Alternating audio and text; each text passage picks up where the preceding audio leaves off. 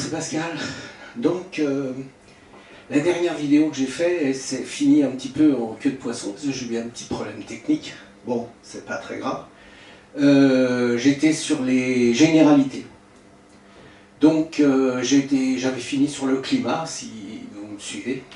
Alors, en parlant de suivre, bon, quand je regarde tous les youtubeurs qui font des vidéos sur la fabrication des vidéos, justement, YouTube, ils disent qu'il ne faut pas hésiter à vous demander de vous abonner, hein, abonnez-vous, hein, et puis les commentaires.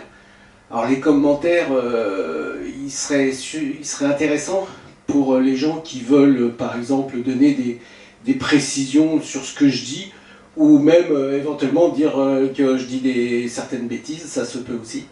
Donc c'est tout, ça m'aiderait d'avoir des commentaires sur mes vidéos. Voilà, c'était juste pour vous dire ça. Et de vous abonner. J'ai un abonné, donc c'est pour ça que si j'en avais un peu plus, ce serait bien. Apparemment mes vidéos intéressent un peu, parce que j'ai quand même pas mal de vues, donc je vous remercie. Donc voilà, pour continuer, j'avais fini sur le climat. Donc le climat, je vous avais dit, bon, bah, moi personnellement, j'ai jamais trouvé vraiment de période dramatique ou de période... tout est bien à la Martinique, c'est surtout ça. Bref, je voulais continuer sur la durée du séjour. Alors la durée du séjour, ce que je voulais indiquer, c'est que bon, souvent c'est une semaine, 15 jours, voire 3 semaines. Bon, moi c'est ce que je fais dernièrement, j'y vais toujours 3 semaines. C'est tellement un crève-cœur de partir de là-bas que j'y vais 3 semaines. Après c'est un budget, hein, évidemment. Mais sinon, pour dire qu'une semaine, il faut savoir que... alors bon, si on vous paye le voyage, ou si vous n'avez pas le choix d'y aller une semaine, vous y allez une semaine, évidemment. Mais il faut savoir qu'une semaine, c'est dur. C'est très dur parce que... entre les jours où vous allez vous remettre du décalage horaire, plus je dirais un peu le stress du retour en disant bah, ça y est, il faut préparer ses bagages et tout, vous allez déjà perdre au moins presque 4 jours sur une semaine. Les 2 jours d'arrivée qui sont un peu spéciales, et les deux derniers jours, vous dites ça y est, il faut que je m'en aille. Donc une semaine, c'est dur. Hein. Moi personnellement, je l'ai fait une fois une semaine, c'est trop dur. L'idéal c'est 15 jours, donc là pas de problème, vous avez au moins sur 15 jours, vous avez au moins pratiquement 9-10 jours où vous êtes tranquille, où vous êtes peinard, pour faire ce que vous avez à faire sur la Martinique. Donc voilà, donc ça mais c'est sûr qu'après c'est un budget, hein, on double tout hein, au niveau des location de voiture. Je voulais revenir sur la location de voiture, je disais 350 € et 550 sur la vidéo d'avant. C'est sur une période de 15 jours en moyenne. Hein. Dès qu'on fait 3 semaines, ça augmente toujours un peu les prix. Mais en moyenne, sur 15 jours, c'est 300 pour une petite voiture et 500 à peu près pour un Duster, je vous disais. Je voulais absolument remettre ça au point. Qu'est-ce que je voulais mettre au point aussi, c'était les distilleries. J'en ai oublié une. C'est celle-là, en plus elle est connue, c'est HSE, hein, Habitation Saint-Étienne, Habitation Saint-Étienne, HSE. Donc on en voit, même sur la métropole, on voit des rhums HSE. Donc elle est ici. J'ai pas pris ma petite baguette, excusez-moi, je la prends. Voilà. HSE, la distillerie HSE est ici. Il fallait quand même en parler. Donc ça en fait une de plus.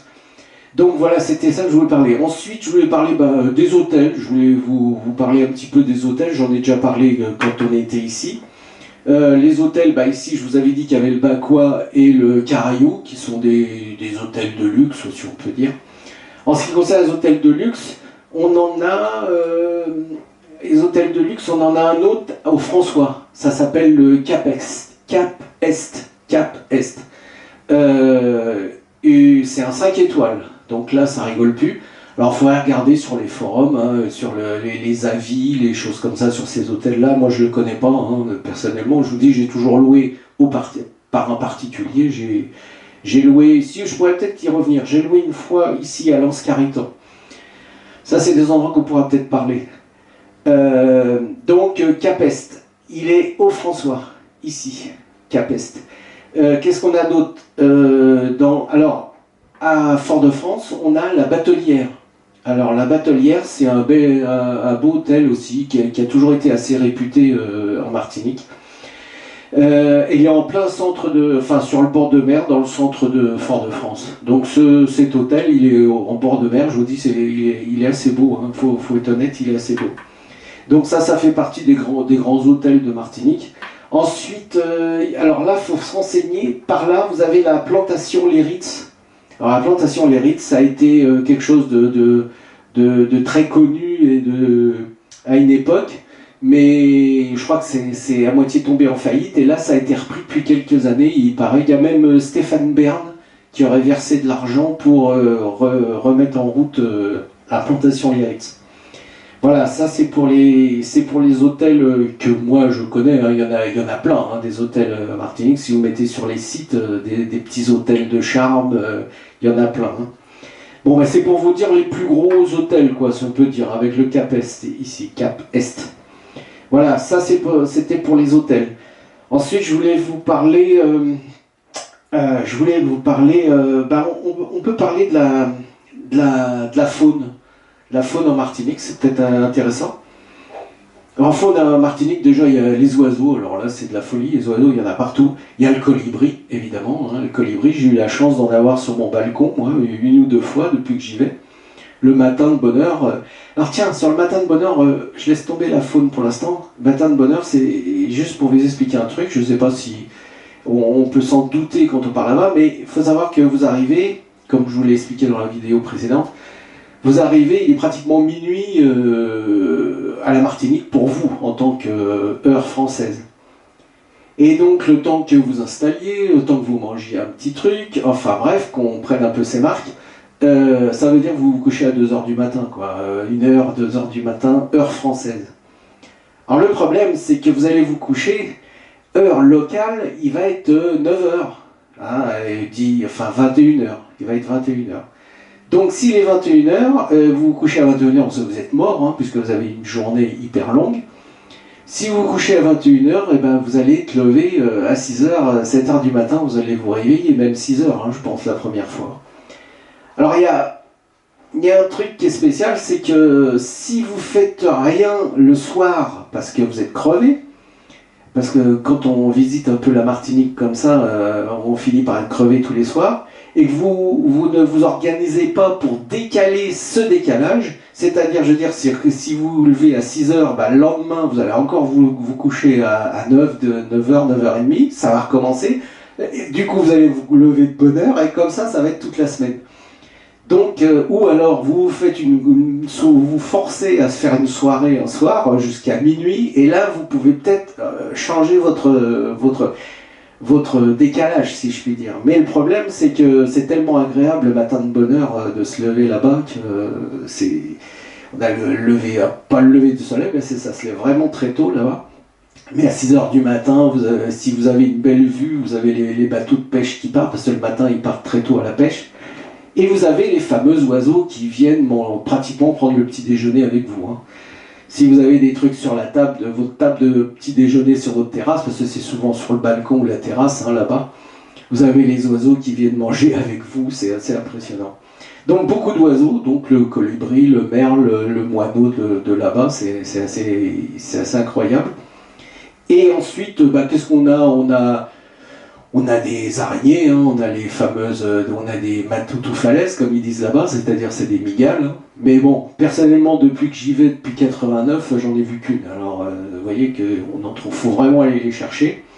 On a un serpent. On a le trigonocéphale, il s'appelle, c'est un serpent de là-bas. Il a dû être arrivé sur l'île par des conquérants quelconques qui l'avaient sur un bateau, quelque chose comme ça à une époque. Ça doit être quelque chose comme ça. Donc du coup, qu'il y avait des serpents, pour s'en débarrasser, ils ont mis des mangoustes. Alors ils ont balancé des mangoustes sur l'île pour eux. Le problème, c'est que je crois au niveau horaire, ils se rendent compte jamais. Donc en fait, ça n'a pas servi à grand-chose. Par contre, l'avantage, c'est quand vous êtes sur une plage tranquille, machin, des fois, vous voyez passer des mangoustes derrière vous, c'est assez marrant. Qu'est-ce qu'il y a d'autre alors je l'ai noté, vous m'en voulez pas, je voulais regarder. Il y a le colibri, il y a le serpent, bon bah évidemment, hein. Et les migales, on l'a dit, il y a les crabes. Alors les crabes, alors ça on peut en parler, les crabes, il y a plein de crabes de terre, hein, on s'entend, hein, surtout des crabes de terre en fait. Alors ils sont sur le bord des plages où c'est tout humide, là vous avez beaucoup de... Et puis dans les mangroves, les crabes de terre. Alors il faut savoir que là-bas, quand vous avez un menu où il y a marqué crabe farci, c'est un crabe de terre, hein, c'est pas un crabe de mer. Il y en a sûrement qui le font, des crabes de mer, mais je veux dire, en règle générale, dans la cuisine antillaise, le crabe farci, c'est un crabe de terre, faut le savoir. Ça, j'en parlerai dans la cuisine. Enfin, voilà les principaux animaux qu'il y a sur l'île.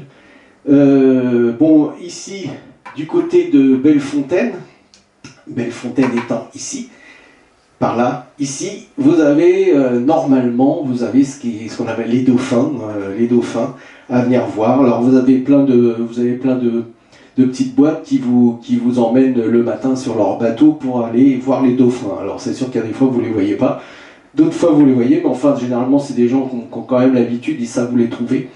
Moi en louant un bateau au marin, en louant un bateau marin ici, j'ai déjà essayé d'y aller voir les dauphins, je les ai jamais vus. Mais bon, maintenant c'était en début d'après-midi, parce que c'est pas le moment. Donc voilà, donc les dauphins, si on veut les voir, ils sont par là. Ils sont par là. Il y a même des baleines, par exemple, quand on a de la chance, on peut tomber sur des baleines ou des choses comme ça. Pour continuer, je parlais des crabes farcis, donc on peut en parler un peu vite fait de la cuisine antillaise. La cuisine antillaise, c'est-à-dire que là, on la connaît déjà un peu, hein, les boudins antillais, les acras, les colombos, tous les légumes un peu exotiques, donc ça c'est connu. Alors il faut savoir que quand vous allez au restaurant, au restaurant, vous allez toujours pratiquement dans le restaurant traditionnel touristique, on va dire, vous avez l'assiette créole. L'assiette créole, c'est carottes râpées, du chou râpé, deux boudins antillais, deux acras et un crabe farci souvent. Alors en sachant que le crabe farci est dans une coquille en plastique. Et je crois que pour des histoires d'hygiène, ils n'ont plus le droit d'utiliser la coquille du crabe pour faire leur crabe farci. Alors c'est des petites coquilles en plastique. Bon, faut aimer le crabe farci, hein, c'est un petit goût, plutôt plus d'épices qu'autre chose, faut aimer. Voilà. Donc la cuisine antillaise, disons que bon, les colombos, ils savent les faire là-bas, hein, il n'y a pas d'histoire, hein, ils sont super bons les colombos. Et puis alors moi ma cuisine préférée là-bas, c'est le sauté de cabri. Alors le sauté de cabri, c'est de la chèvre, hein, mais qui cuisine de telle façon que c'est super bon. Alors si vous allez là-bas, si vous voyez sauté de cabri ou fricassé de cabri, prenez-le. Bon, faut qu'il soit bon, ça c'est sûr qu'il y a plusieurs morceaux hein, dans la chèvre, j'ai que comprendre qu'il y en a des tendres, il y en a des moins tendres, mais si c'est bien fait, c'est super bon. Ce qui est super bon aussi, et pareil qu'il faut qu'il soit bien fait, c'est le lambi. Le lambi, alors le lambi, c'est le gros coquillage qu'on se met à l'oreille pour entendre la mer, là, hein, c'est assez gros. Et donc ils enlèvent la bête de l'intérieur et il faut la frapper, ce qu'on appelle le terrain, pour casser les fibres. Donc si elle est bien frappée, si elle est bien faite, la fricassée de lambi c'est super bon aussi. Mais j'en ai mangé qui était dure parce qu'elle avait mal été frappée, mal faite. Alors après, je veux pas critiquer, mais il faut privilégier des restaurants tenus par des Martiniquais, quoi. Des fois, c'est quand même mieux, parce que vous avez des fois la maman, la doudou, c'est elle qui fait à manger, elle fait vraiment dans la tradition donc c'est vraiment sympa. Mais bon, c'est pas toujours évident. Moi, je me suis vu manger une langouste en Martinique qui était décongelée, quoi. Vous arrivez au restaurant, on dit « Oh, je vais me faire une bonne langouste », elle était pleine de flotte, elle était décongelée. Ils se foutent du monde, quoi. Bref, c'est pas grave. Ensuite, vous avez le poulet boucané. Alors, le poulet boucané, ça, c'est le poulet qui a cuit tranquillement sous la braise, mais enfermé pour que la fumée lui donne ça, en fait, un petit peu un poulet fumé, hein. Alors ça, vous en trouvez partout sur la route, alors je répète encore, ceux qui ont suivi les vidéos d'avant, je le dis, au mois d'octobre, c'est que les week-ends, hein. Maintenant, en pleine saison, je pense qu'il y en a partout, tous les jours, hein. Donc ils font les poulet boucané sur le bord de la route, hein, donc il n'y a pas de problème, vous n'avez plus qu'à vous arrêter, vous prenez un poulet, vous repartez chez vous, c'est impeccable. Alors il y en a un qui en fait et qui est très bon, c'est à Sainte-Luce. Quand vous arrivez de Sainte-Anne, ou alors quand vous arrivez à Sainte-Anne, c'est juste à l'entrée au premier rond-point de Sainte-Luce. Vous les voyez d'ailleurs à droite, là, quand vous arrivez de Sainte-Anne, à droite, vous voyez, il y a un grand bâtiment en bois, et là, ils font des poulets boucanés extraordinaires. Donc, si vous, en redescendant, bon, bah, c'est à la sortie, évidemment, à la sortie de Sainte-Luce. Donc, ça, c'était pour la cuisine, avec le poulet boucané et tout ça. Alors, l'idéal, c'est les marchés. Les marchés, quand vous allez au marché là-bas, alors pareil, mois d'octobre c'est le week-end, peut-être tous les jours, ils font tout ça comme ça, dehors. Donc l'idéal, les boudins antillais, c'est de les prendre quand ils viennent d'être faits. Les acras, ils vous les font devant vous. Il y a une petite dame qui est là avec sa poêle, ils vous font des acras. Ça vaut mieux privilégier ça hein, pour l'apéro et tout, c'est assez génial. Donc voilà, ça c'était pour la cuisine, puisque je voulais en parler quand même. Bon, la cuisine antillaise, je crois que tout le monde la connaît un peu déjà, hein, de toute manière. Alors, je voulais juste vous parler des plus et des moins, si on peut dire, de la Martinique. Alors, les plus et les moins, j'aime pas trop, hein, moi, personnellement. Alors, les moins, bon, bah, on va y aller. Les moins, bah, y a les fameuses sargasses. Hein, faut en parler, parce que si mes vidéos intéressent des gens qui vont là-bas, on va pas leur mentir, il y a les sargasses. Les sargasses, c'est les fameuses algues qui s'accumulent sur les plages à la Martinique, c'est surtout du côté atlantique, hein, par là, ces plages de ce côté-là. Donc c'est vrai que ça, c'est pas très joli, hein, c'est un peu un fléau depuis quelques années, hein, ça n'existait pas. Moi, les sargasses, je les connais depuis pas longtemps. Hein. Avant, il n'y avait pas ça. Hein. Alors il y a les Américains qui, avec les satellites, ont essayé de savoir d'où ça venait, puisque Sargasse, ça viendrait de la mer des Sargasses, mais en fait pas du tout, ça vient pas de la mer des Sargasses. Ah bah, par rapport aux Américains, c'est eux qui le disent. Ça viendrait du Brésil, dans le sens où le fameux grand fleuve du Brésil, l'Amazone, paraît-il qu'ils ont vu par satellite qu'il y avait des nappes de ces algues qui se baladaient dans l'Amazone, et puis ça sortait dans la mer, hein, et ça remonte. Donc le Brésil est tout en bas, hein, ça remonte comme ça, et ça vient polluer. Alors il n'y a pas que la Martinique, hein, il y a plein de îles des Antilles qui ont ce problème-là. Bon voilà, ça c'est le premier moins. Puis après, bon bah les moins, moi j'en vois pas tellement. Il y a alors un truc qui peut vous étonner, c'est les carcasses de voitures. Alors ça, c'est vrai que les épaves de voitures, dès que vous sortez des coins bord de mer, que vous allez dans la campagne et tout, même bord de mer il y en a, vous allez trouver bizarre de voir des carcasses de voitures partout. Partout, j'exagère, mais c'est vrai qu'il y en a beaucoup. Il y en a beaucoup. Moi, ça m'a tout de suite fait de l'effet. Mais à partir d'une certaine époque. Pourquoi? Parce que c'est le contrôle technique qui est passé par là. Moi, je me suis vu aller à la Martinique, avoir des gens qui se baladaient avec des voitures, qui les portes tenaient avec des ficelles, enfin, des trucs incroyables, quoi. Hein. C'était un peu du grand n'importe quoi, les voitures, à une époque. Hein. Et il y avait beaucoup d'accidents, parce que les voitures n'avaient plus de frein, enfin bon. Le contrôle technique est passé par là, et du coup, bah, les gens, c'est sûr qu'une bagnole qui tient avec des ficelles, ça passe pas le contrôle technique. Donc ils savent pas quoi en faire. Donc comme il y a plein de nature qui sont pas exploitées là-bas, bah, les gens ils balancent la bagnole là et puis ils restent là et puis terminé. Alors je me demande s'il n'y a pas un marché à prendre là, de faire de la récupération d'épaves, de les renvoyer en France, je sais pas. Mais c'est vrai qu'il y en a un paquet. Il y en a un paquet. Alors, est-ce que ça gâche la vue? Non, ça fait bizarre. Le seul truc qu'on peut se dire, c'est putain, ils pourraient les enlever, leurs épaves. Mais bon, ça gêne pas plus que ça. Bon, pour moi, ce seraient les deux côtés les plus embêtants. Sinon, le reste, il n'y a pas de problème. Alors, au niveau comment vous expliquer, sécurité, moi j'ai jamais eu de problème. Alors par contre, je peux pas dire c'est sûr et certain, mais moi j'en ai jamais eu. J'ai jamais eu d'insécurité à la Martinique. Maintenant, effectivement, si on se promène à minuit dans Fort-de-France, ça pose peut-être un problème, mais je ne sais pas. Donc voilà, je vous ai fait les généralités de la Martinique. Je vais peut-être m'arrêter là parce que je vois pas ce que je peux vous dire d'autre. Il y a plein de choses à dire de toute manière. De toute manière, je vais refaire. Ce que je vais faire, c'est que je vais reprendre tout ça, tout ce que j'ai fait depuis les dernières vidéos, et peut-être prendre quelques petits détails que j'ai oubliés. Ça fera partie de probablement la dernière que je ferai sur la Martinique, hein, parce qu'on ne va pas en faire pendant 10 ans. C'est tout ce que je voulais dire. Je répète, si vous voulez vous abonner et puis me laisser quelques commentaires si je dis des bêtises ou si ça. Et l'avantage des commentaires, c'est aussi que ça peut aider les personnes qui se servent de ces vidéos pour prendre des infos sur la Martinique. Bah, ça peut étoffer les informations. Voilà, j'arrête cette vidéo et à la prochaine pour, je vous dis, faire quelques détails que je pense qui peuvent être importants. Au revoir.